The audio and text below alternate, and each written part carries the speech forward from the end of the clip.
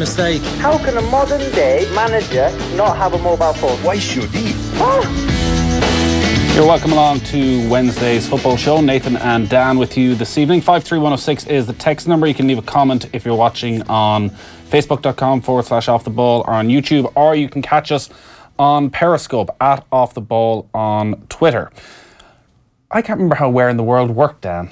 How'd you earn points? Was it just a test of geography? I can't really remember, to be honest. Yeah, I should have asked. Yeah, we should. Well, that gives me something to talk about the next time we meet. You could recreate it away from the awkward ticket the Liverpool situation. Yeah, no, you could maybe recreate it. Like, what if I just got tickets for have a studio Liverpool, here Napoli? Yeah, I have an idea. Oh my God, this is such a great idea. We could do this. So you know this Liverpool-Napoli game? Liverpool with all their stars against an exciting Napoli you've just team. given it away live on air. That would have been the perfect plan. So we do a off-the-ball fan studio. Okay. So we take over one of the boxes. We get somebody else to pay for it. All right? Yes. Take over one of the boxes. Yeah. We bring some guests, some Liverpool supporting guests. We have a few drinks. We have a nice relaxing day. Steady. And we bring Teresa Lowe. Right? Yeah. And we have a live Where in the world? Make it happen. This could be one of the great days on Off the Ball. You can make it happen. There's got to be a sponsor out there. It's got to be. That'll come on board with this. Get in touch. Please do. This DM is me it. on Twitter. We could even just do it as a mixer. Yeah. It'd easily work. No problem at all. Yeah, I can't remember what the format was. I assume questions and answers. That'd be my guess. Well, we have Where in the World details from JP. Where in the World was an Irish quiz show presented firstly by Marty Whelan. Did he? What? No, I don't remember that. Maybe for one episode they decided, no, we need to get Teresa Lowe in here. Without the We all Prince love a there. bit of Marty, Yeah. but come on, this was Teresa Lowe's gig. Broadcast for 9 series from 1987 to 1996. Our formative years, Dan. It ended at a good time because Sunday nights, we were starting to lose focus a little bit by 96, I'd say. You reckon? I definitely think so. Yeah. The show featured 2 teams of 4 made up of 2 families, which we now know to be a lie. Sham. A sham. Answering a series of geography-based questions. There you go. Wow. Yeah, see, my dad a geography teacher, so... Your dad? I never mentioned I had that. an advantage. Yeah. Were they all geography He was teachers? very- Was it No. 4 geography teachers? I don't think so. No, I'm trying to figure out the makeup of the team. Was it like Blackboard Jungle where there was a first round and then it progressed to a quarter-final, semi-final, No, final? I don't think so. So this was, you got your one chance. I think it was a standalone gig. It was your one shot at glory. Was there a loser's prize?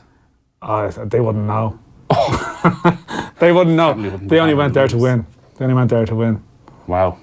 I think They that's a did win. great idea. A live Where in the World. Teresa Lowe.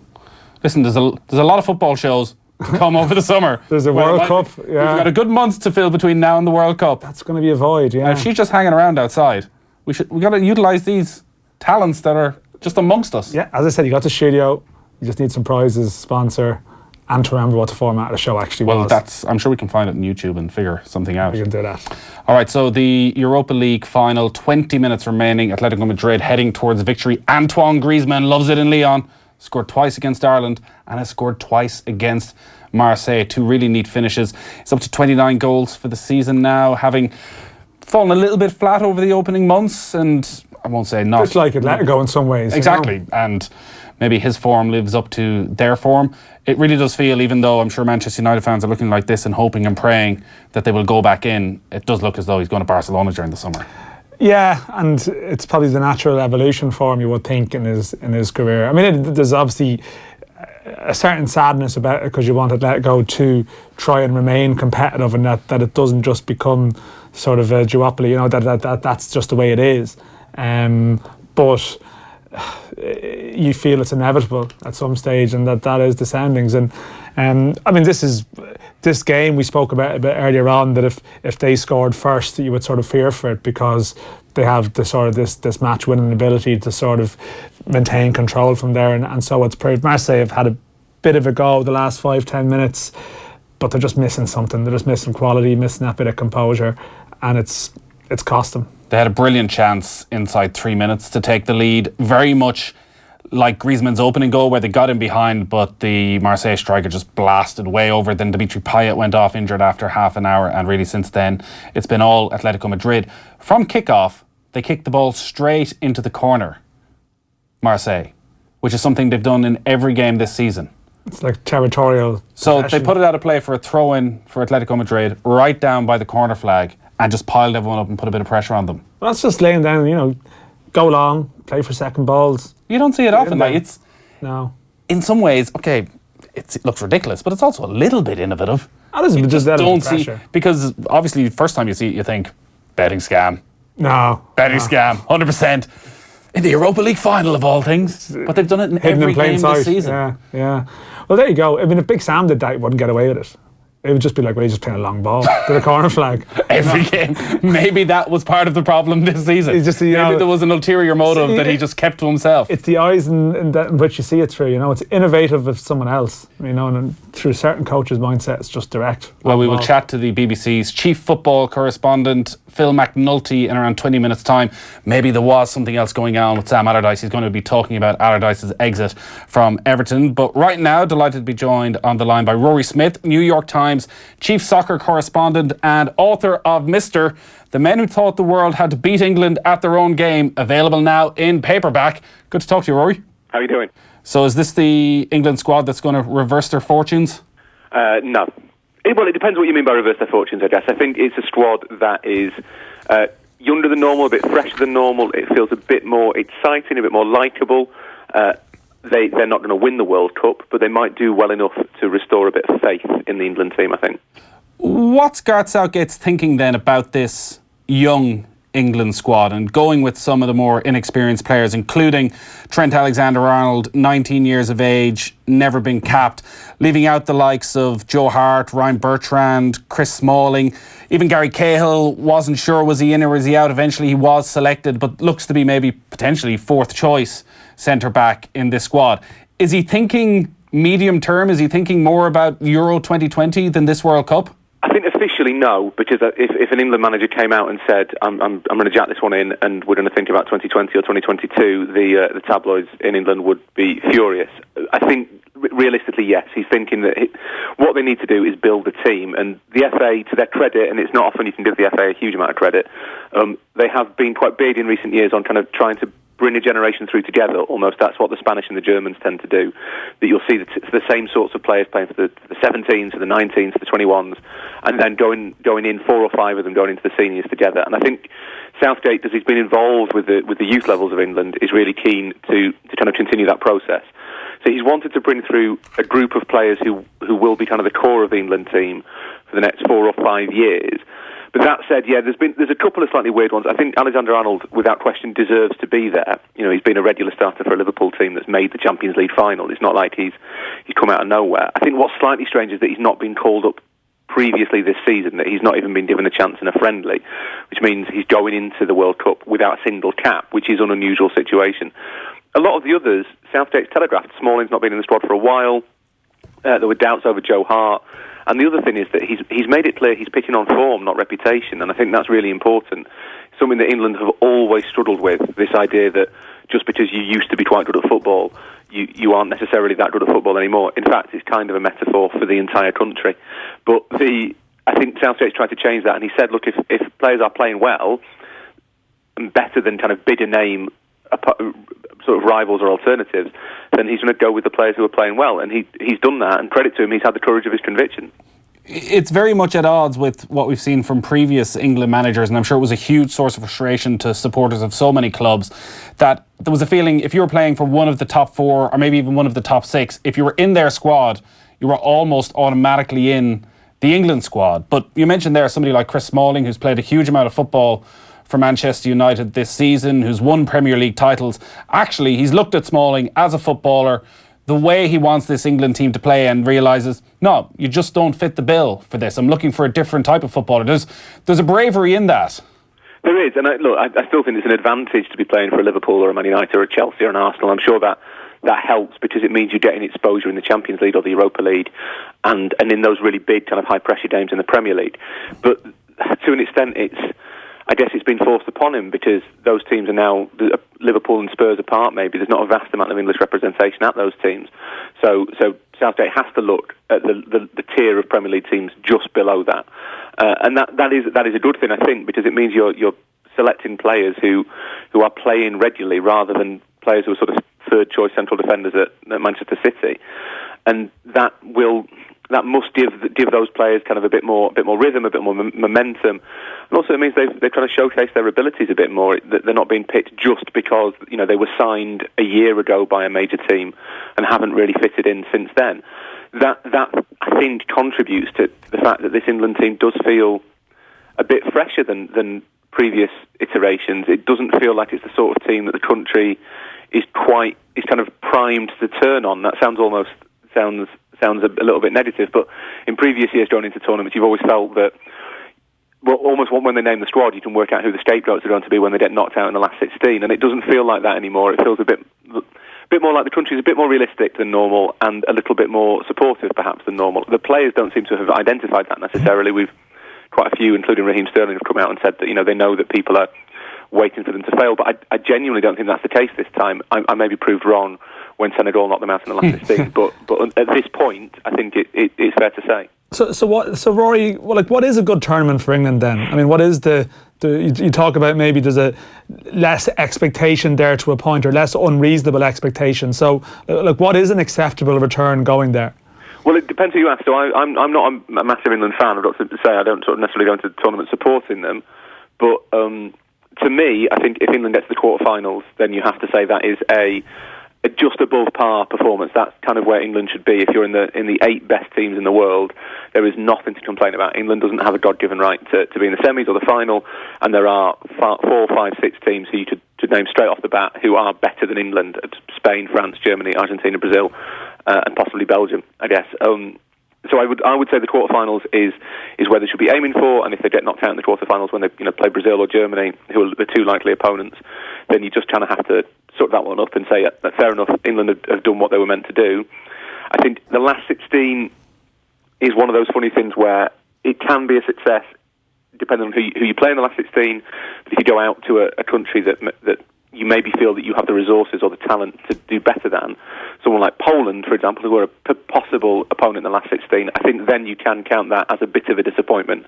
And obviously going out in the group stages is without question, it is a disappointment.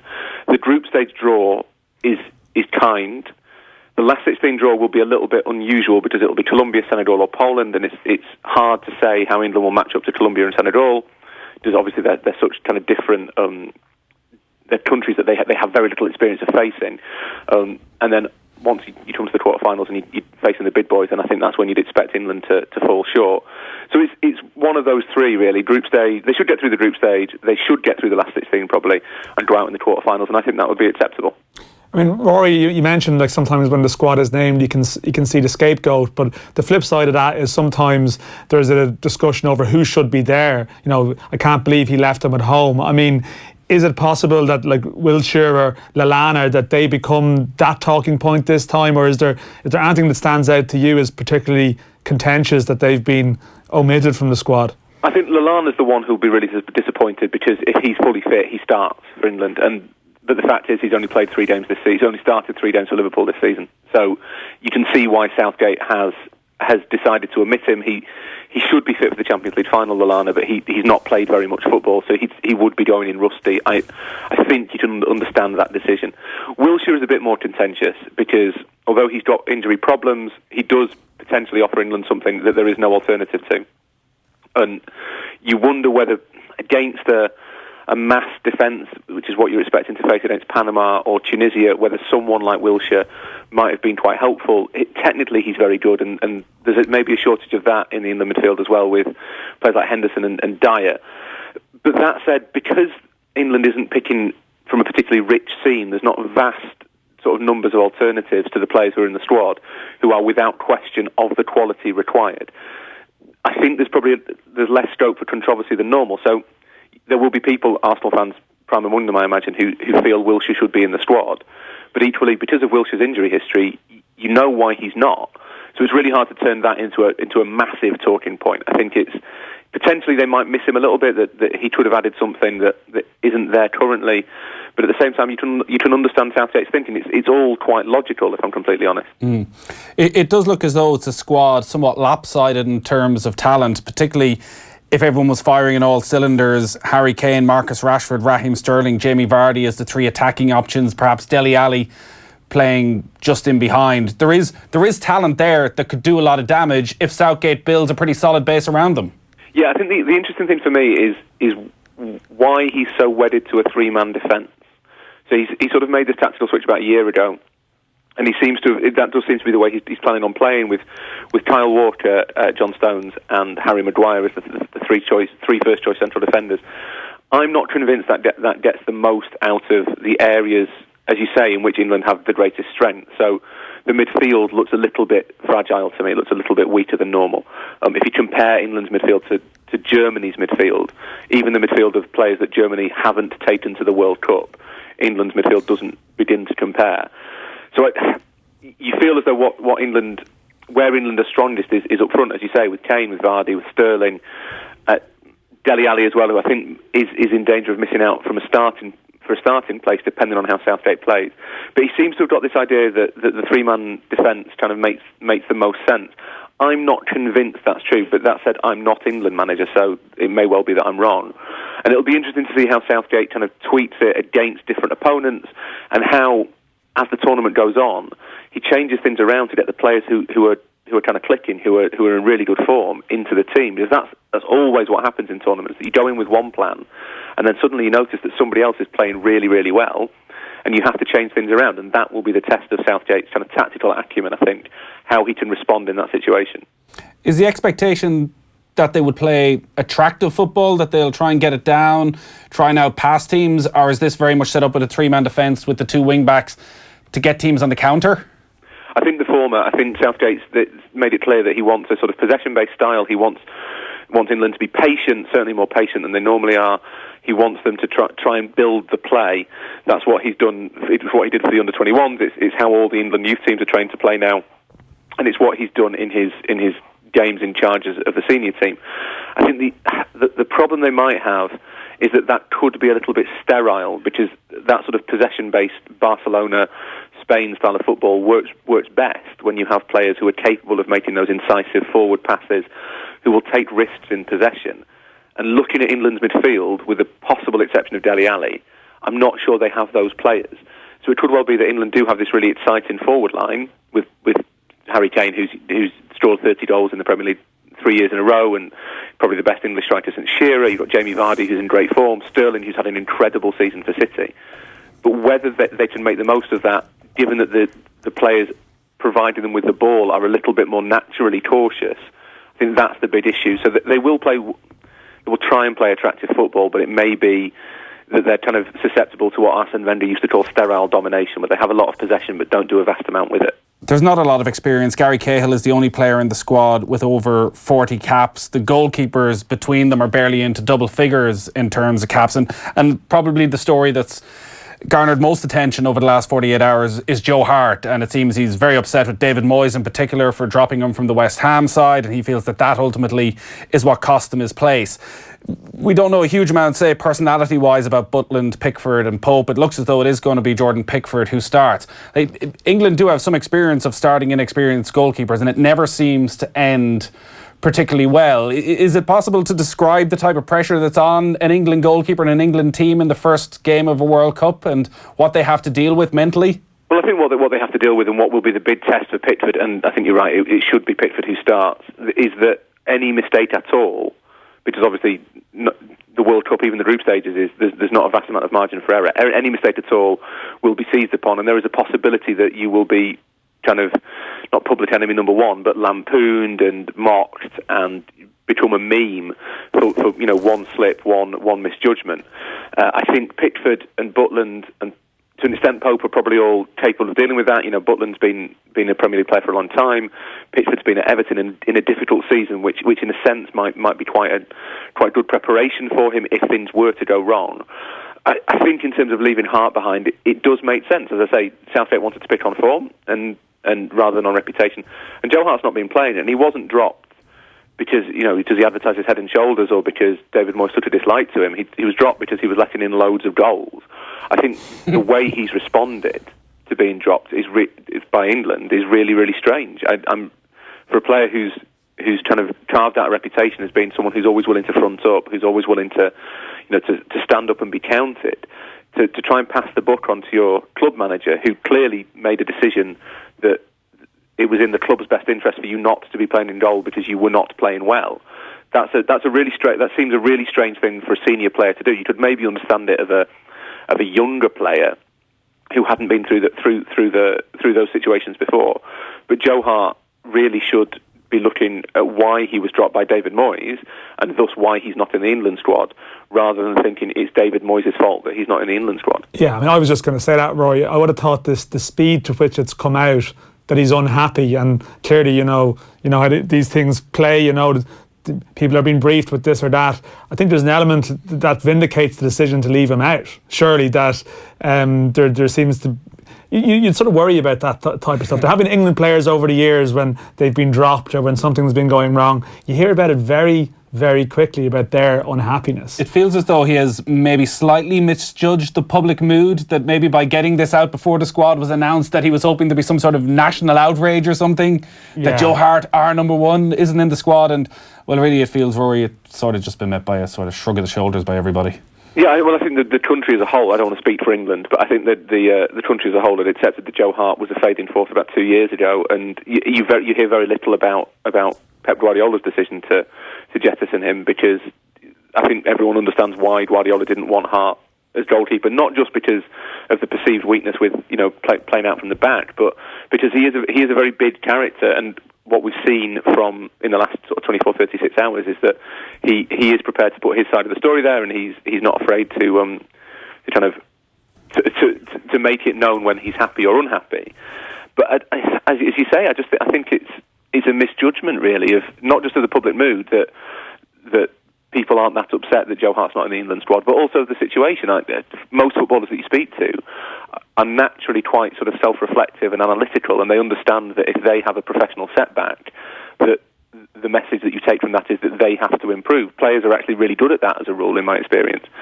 And Joe Hart doesn't seem to have read that at all. He seems to have blamed somebody else for the fact that he was dropped. And he was dropped because he was conceding goals, and Adrian came in and did better than him, so Joe Hart didn't get back in the team. And that's kind of how football works. And normally what you'd hear from a player in that situation is, I've got to work harder and get better and try and win my place back first for club, then for country. That doesn't appear to have been Hart's sort of approach. And I think, as you say, quite rightly, that vindicates the decision not to take him, because that's not really the attitude you want in a World Cup squad, I would assume. That's kind of the opposite of what you want. All right, good stuff, Rory. Thanks a lot for taking the call. Thanks for having me. Rory Smith there, New York Times chief soccer correspondent, and his book, Mr. The Men Who Taught the World How to Beat England at Their Own Game, is still out and available on paperback. It's interesting, we look at this England squad, and I think, as Rory said right at the start, there's no huge expectation and a feeling that maybe there's a likability factor there, and the nation might get behind them and not put the level of pressure. And then in 6 weeks' time, we're going to be sitting here and England have lost 3-0 to Senegal in the last 16, and Gareth Southgate will be sacked the next morning. Yeah, or they draw in it all, but Panama having failed to break it down for 90 minutes, because they're actually a bit sterile during the Euros as well. They actually played some nice football at times, but just not really very incisive. But it's interesting that the formation he wants to play, because he obviously has a set style he wants to implement, but you just think, if you've Kane down the middle, Rashford and Sterling either side, maybe take a real risk and play Dele Alli at the front of a three in midfield. I'd have Vardy involved in some shape or form. I know that means... Well, maybe Vardy instead of Rashford. There, yeah. I mean, they've got good options. I'm actually a bit surprised Welbeck's going, actually. It's sort of... but it's interesting. I think Martin O'Neill went to the Euros, brought 4 strikers, and Southgate's weighting of his squad is slightly different. They're a bit light in that midfield area. If you pick up an injury with sort of Henderson or Dyer... Fabian Delph present a few problems. Yeah, I suppose he can swing in there, and they've brought Loftus-Cheek, but that is the one you can see it becoming a talking point. But hey, someone will probably get injured anyway. So Atletico Madrid are going to win the Europa League. They've just scored a 3rd goal. We're into injury time. Gabby, Marseille had actually played quite well for the last 15 minutes or so. Hit the post. Yeah. Atletico maybe more open than you would expect for the closing stages, but they broke and the ball was pulled back to Gabby in a really neat finish from inside the penalty area. Atletico Madrid 3, Marseille 0. We're into injury time. We're going to take a quick break, and then we're going to talk to the BBC's Phil McNulty about the sacking of Big Sam. Football on Off the Ball. Brought to you by the Boyle Sports app. Cash out and in-play betting available in the App Store and Google Play Store. News Talk Breakfast. I believe you've something to tell us. You have a very special guest coming to see Yes, we have a very, very special Who guest. is it? None other than Pope Francis himself is arriving to the Capuchin Day Centre on Saturday afternoon. I think that's a huge, huge honour for the people in need and for the homes. News Talk Breakfast. Weekday mornings at 7. In association with AIR. Hear the full News Talk Breakfast podcast at newstalk.com and on the News Talk app. He loves me. He loves me not. Susan has already spent 10 minutes at work binning dead flowers petal by petal. He loves me not. Not ideal as a 36-year-old florist. Time she could spend switching to Energia and getting 2 months free on her business energy bills. Don't be a Susan in business. Be clever. Take time to make the switch. Call 1850 363 744 or visit energia.ie. Terms and conditions apply. Saving is equivalent to 2 months free based on standard rates and average consumption. Well, I'll tell you one thing. It's not all fun and games being the dog in this family. The excuses I get when it's time for a run. It's lashing out. The beach is miles away. The dog ate the car keys. Well, they've got nothing to worry about. Sure, they've got AA car insurance. They can drive any car. Newsflash for you, listen to me. I only ate the keyring. And I'd do it again. With AA Car Insurance, our members get fully comprehensive insurance to drive other cars too. Go to the AA.ie and get €100 off today. Who's got clever car insurance? Excludes value product. €100 discount available until the 31st of May 2018. Minimum premium of €280. Acceptance criteria, terms and conditions apply. AA Ireland Limited, trading as AA Insurance, is regulated by the Central Bank of Ireland. Tubs and Tiles. Sale now on. Save on the latest collections of quality Spanish and Italian tiles and everything you need to design your dream bathroom.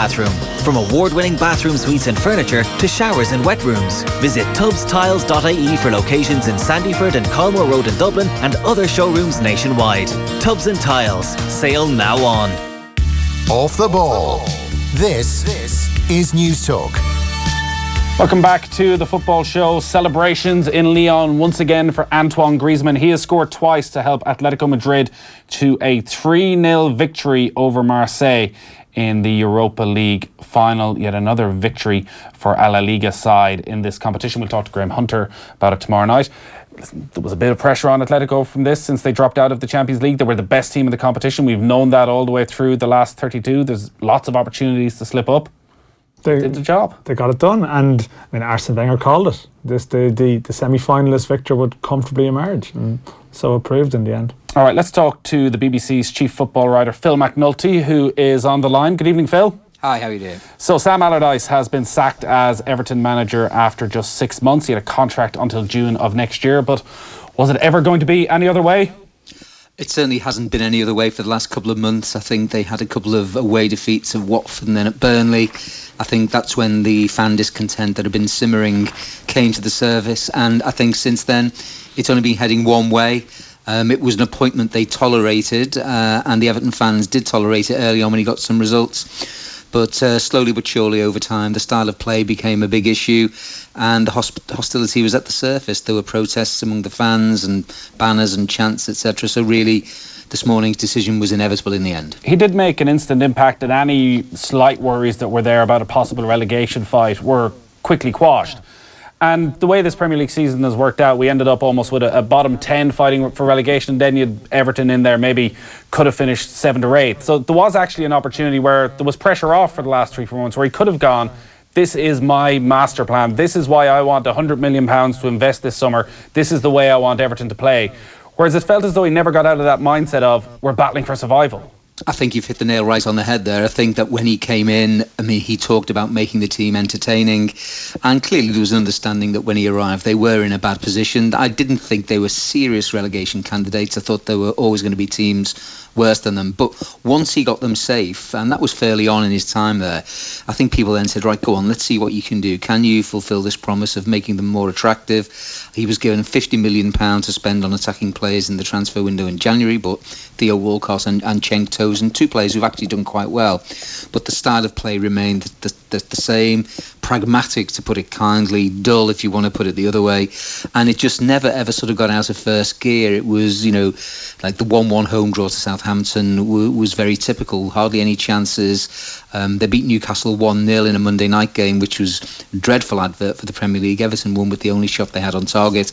And I think that was the problem. I think He had that opportunity over a period of months to show he could offer more, but he didn't, and that increased the anxiety of the fan base. I think if he'd been given a 6-month contract, they would have waved him on the way today and said, thanks very much, you've done what you said you were going to do, off you go. But it was the prospect of watching another 12 months of it that I think was at the heart of the discontent. He never struck up any rapport with the Everton fans, plus this problem with the style of play, and I think, as you know as well as I, stuff like that only ends one way. There was an interesting couple of months there where we got a good insight into what happens at Everton behind the scenes on TalkSport every morning, when Jim White would reveal his conversations with the Everton owner Farhad Moshiri. It's got a bit quieter over the last few months, but has there been any real soundings from Everton as to what the relationship was like between Allardyce and the club's owners? Were they really wishing for him over the last 3-4 months to implement a more stylish brand of football so that they could keep him on for another year? Or was there always a sense right from the start that, yeah, this will probably be a short-term measure? I think there was a sense that it would be a short-term measure, but also they wouldn't have minded him doing very well, because I think it would have saved them about £6 million today, to be honest with you, in paying him off for the final year of his contract.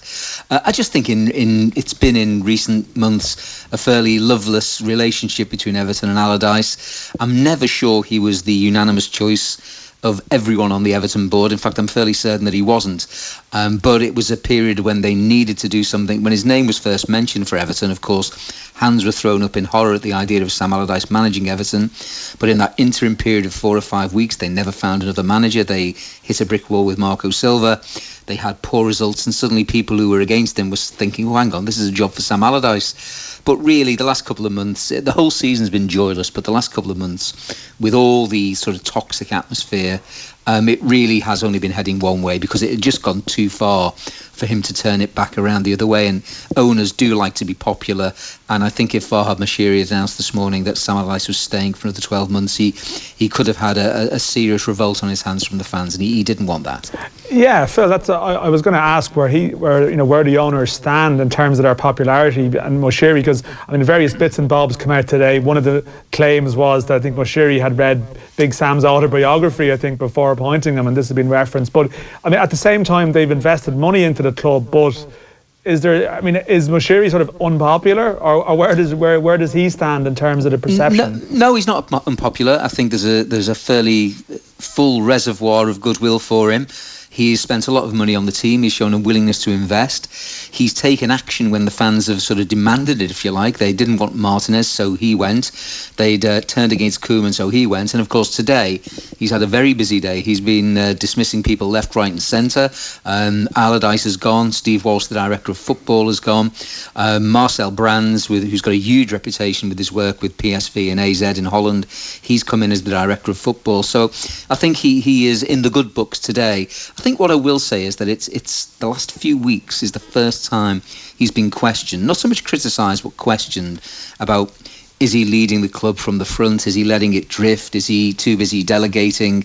People wanted a show of leadership from him, and today they've got that in terms of him sacking his manager, and also in terms of bringing in the director of football. So I wouldn't say he's unpopular at all. In fact, I think he remains largely popular, but definitely questions are being asked for the first time about whether he was taking them in the right direction and whether he was doing enough to influence that right direction. Today, I think he's taken steps towards addressing that, certainly. The sacking of Steve Walsh as director of football is arguably a bigger story than Sam Allardyce going, because theoretically, the way these things should work is managers come and go, but the director of football stays with the overall vision for the club. And it was quite a coup to get him in from Leicester, where he'd brought in Vardy and Kante and Mahrez and received huge credit for their win at the title.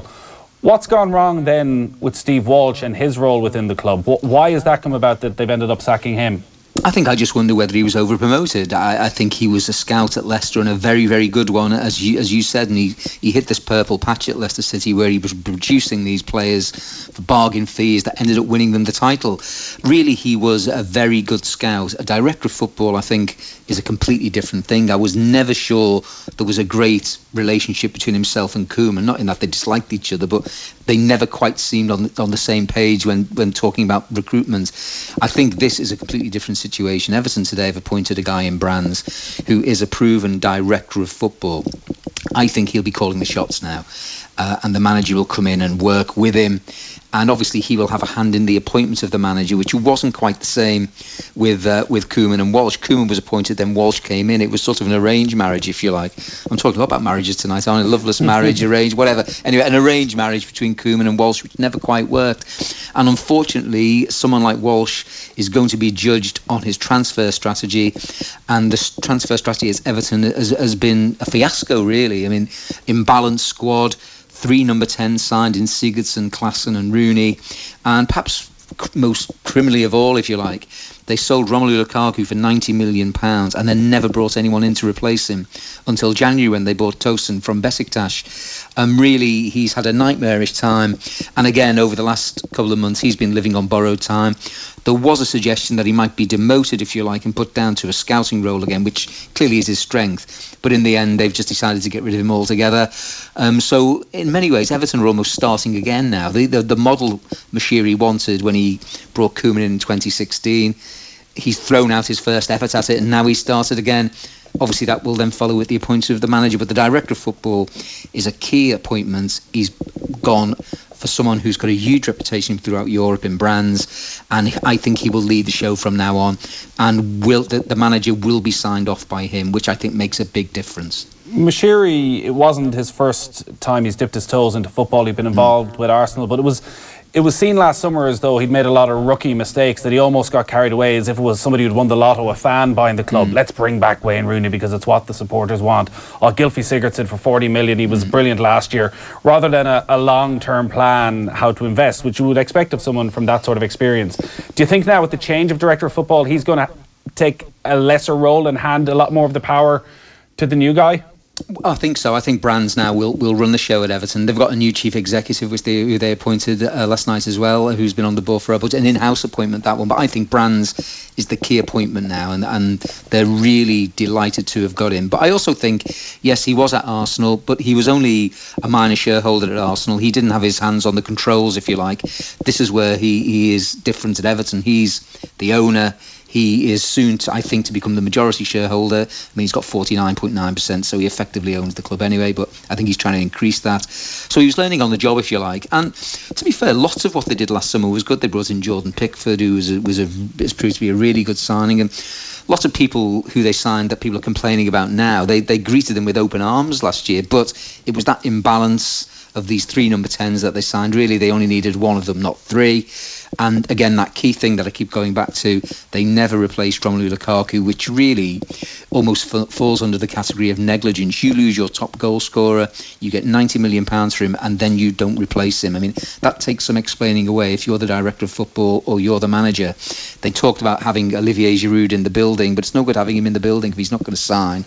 And that really sort of held them below the waterline even before the season started, really. It was a terrible error, and they paid a very, very heavy price for it. Marco Silva and Sean Dyche were the 2 names most heavily linked before Sam Allardyce got the job. Are they the likely names they go after again, or is it a case now with Marcel Brands coming in that they might actually be looking in a completely different direction? Well, I'm never sure there was any serious interest in Sean Dyche, which will come as a surprise to lots of people given what he's done at Burnley this season. But certainly Silva was Moshiri's first choice when Ronald Koeman was sacked. They got involved in a very acrimonious discussion with Watford, where Watford were very angry about Everton coming in for Silva. Watford ended up sending a cease and desist legal letter to Everton to tell them to back off, which they did.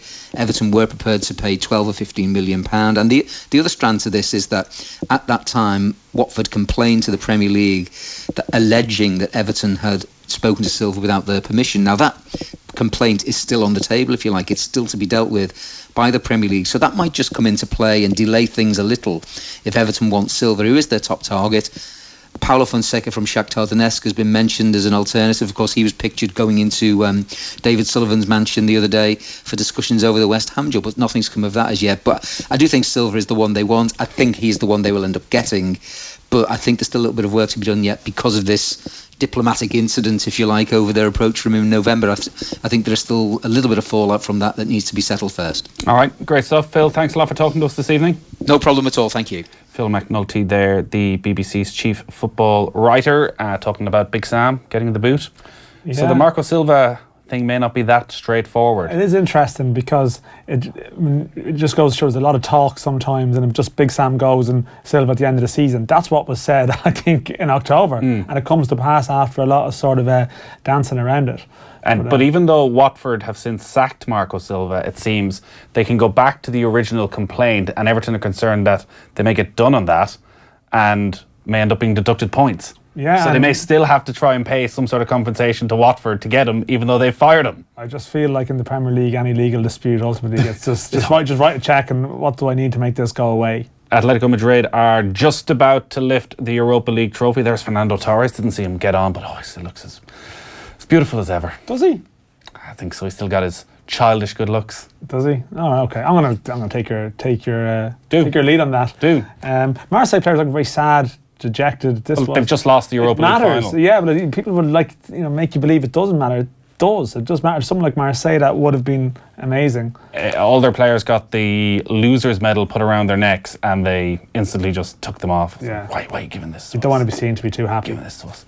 So Atletico Madrid are celebrating. There's fireworks starting, all that sort of jazz. Let's take a quick break. Off the Ball on News Talk. It's nearly time to vote in the referendum. But as well as thinking about which way you'll vote, think about making your plans for polling day. Will you go before or after work or college? Drive to your polling station or take public transport? Bring the kids or arrange a sitter? Just a few questions to answer before you answer the question. Be prepared and be a voter. Because on May 25th, your vote means everything. Brought to you by the Referendum Commission. It's time for summer at Dunnes Stores with our Better Value 6, including loose avocados, mangoes and cucumbers for only 49 cents each. And Dunnes Stores premium breaded chicken range. Mix and match any two for just €7. Save again with our €10 off every €50 grocery voucher. Dunnes Stores, always better value. Terms and conditions apply. See in store for details. Minimum spend required. As a first-time buyer, you're ideal for your family's unwanted furniture. There's your mum right now, looking at the cat and the old sofa thinking, it'll be a nuisance to get rid of that thing. And she's not talking about the cat. Well, at Ulster Bank, our new First 5 mortgage has 5 great benefits for first-time buyers, including a great low rate. It's helpful when you want to put your own stamp on your new place, not your mum's. Search Ulster Bank First 5. Ulster Bank. Help for what matters. Maximum loan to value is 90%. Security and insurance required. Product fees may apply. Over 18s only. Lending criteria, terms and conditions apply. Warning, if you do not meet the repayments on your loan, your account will go into arrears. This may affect your credit rating, which may limit your ability to access credit in the future. Warning, if you do not keep up repayments, you may lose your home. Ulster Bank Ireland DAC is regulated by the Central Bank of Ireland. Off the Ball. This is News Talk. We're going from Big Sam to Big John Hayes, Dan. This day next week we'll be doing the show live from his home turf, Bruff Rugby Club, in association with Heineken Rugby Club. Fiona Steed, John Hayes, Eddie O'Sullivan are going to join us on the night. Tickets are free, but you need to register now at offtheball.com/events and use the password Bruff or FC, all one word. It's the latest Off the Ball Roadshow in association with Heineken Rugby Club, live from Bruff on Wednesday, May 23rd. That is next Wednesday. Richie Towell is going to Wembley. He is going to Wembley with Rotherham. They're through to play Shrewsbury in the League One playoff final. Shrewsbury, okay. League One playoff final. So Rotherham are pretty good. They went down last year. And actually, in League One, Wigan and Blackburn went down. They've gone up. And Rotherham, you've got the 3 promoted teams going straight back up. Where's Towell playing? He's playing in midfield. He'd been playing a bit deeper, but actually I watched him at the weekend and he was actually a bit more advanced. So I'm not sure. He's certainly been playing a bit more deeper across the season, but he's definitely evolved as a player. He's got a full season there and he's now known in English football where he wasn't known at all before. So he's still with Brighton. How many more years has he left? I think he's got more than one, I think, as far as I know. So, and I think he went on a reasonable deal there. Is there any chance he'd go back? I think it'd be hard because I think if Brighton had come down, I think he would have been probably well placed. But the flip side is he's on a good deal from them going up to the Premier League. So it could be difficult. I mean, he is a good trainer. You can imagine him going in pre-season and giving it a full whack. But maybe the Championship might be the natural next step for him, whether it's with Rotherham or someone else. So on a scale of 1 to 10, how annoyed are you that Jack Grealish isn't in the Ireland squad, having watched him last night? Well, I'm not that annoyed, but he's I mean, I think the ship has sailed, but he's pretty good. I mean, last night he actually wasn't at his best, but he was excellent on Saturday. I watched Villa. I was over at another Villa game in January against Sheffield United away. Fantastic. Like, he's exactly what Ireland needed to moment. He's a number 10 who's now physically stronger. He's brave. He looks for the ball. He brings the team up the pitch. He can still go past players. But hey, it's gone. Got to stop going to Aston Villa games. It's gone. It's bad. Well, I mean, Conor Hurton was there. He did well. I mean, he's working hard. But it's funny. He's a bit of a foil for Grealish. Howard, sorry. He does a lot of the running and a lot of leg work. But it's, Grealish is their flair central midfield player. But Villa Fulham Saturday week is the other Wembley date. Cyrus Christie will be involved. Just time to tell you all that tonight's mystery voice was, of course, Zlatan Ibrahimovic. Sometimes it goes in, sometimes not. Doesn't sound like him at all. Congratulations to Conor Carroll, who won a pair of tickets to the Guinness Pro 14 final on Saturday, May 26th. If you missed out tonight, we'll give you another chance to win tomorrow night.